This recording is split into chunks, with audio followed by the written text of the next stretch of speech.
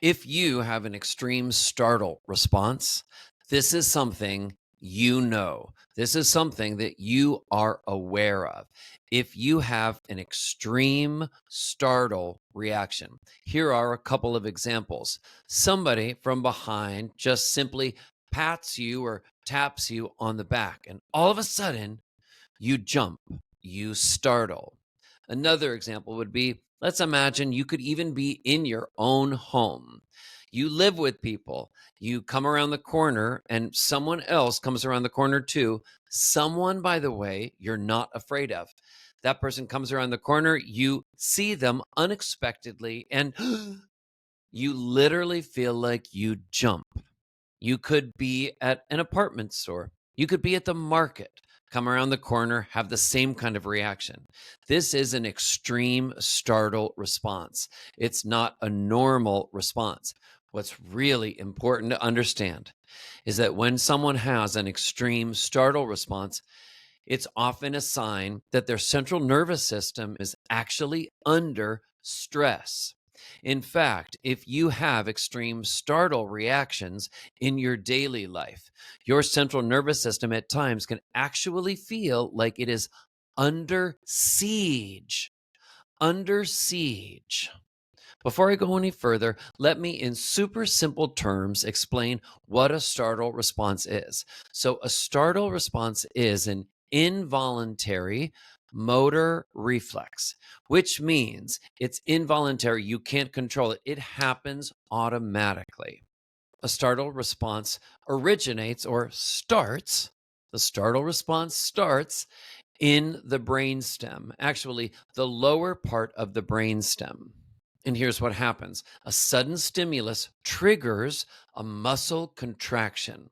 That is what actually happens that kicks off the startle response.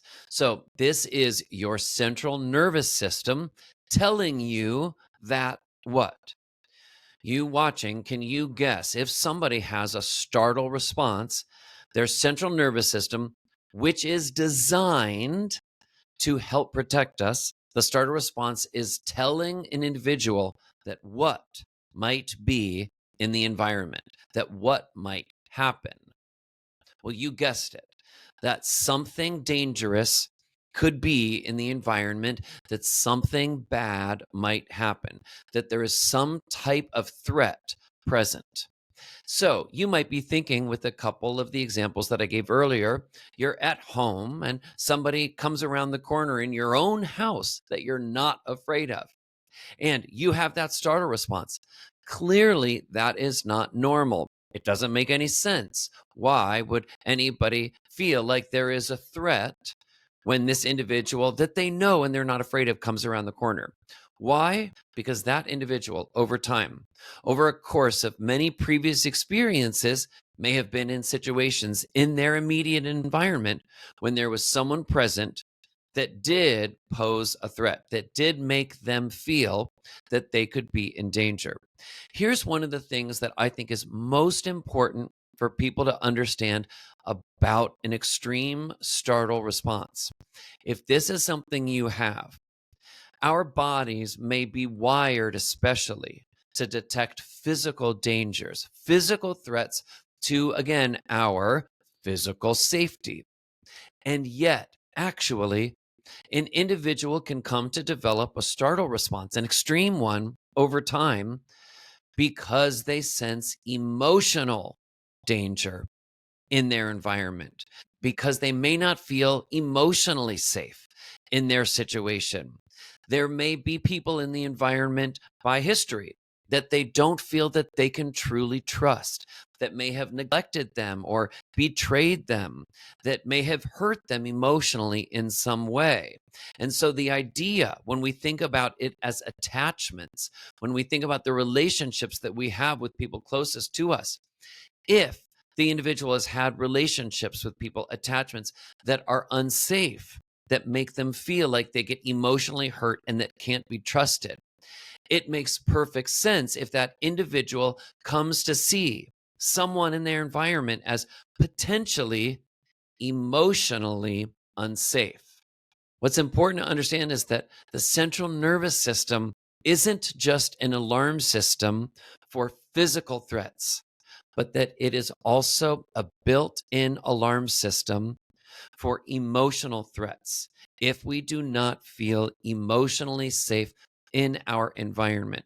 So, in many cases, someone who has an extreme startle response, if they do not have any other number of disorders and they've gotten feedback from multiple individuals in their life that there are all sorts of behaviors that indicate they may have another type of disorder, neurological disorder, neurodevelopmental disorder. If your startle response is really just kind of limited to this and in all other ways you feel like you engage in normal functioning, it is often a sign that there is a sense you have. Your central nervous system is hip to it, is thinking, hey, there may be something emotionally unsafe in this environment. And that feeling of being emotionally unsafe is often related to relationships with other people, and specifically that there could be something unsafe with closeness, with emotional closeness to others.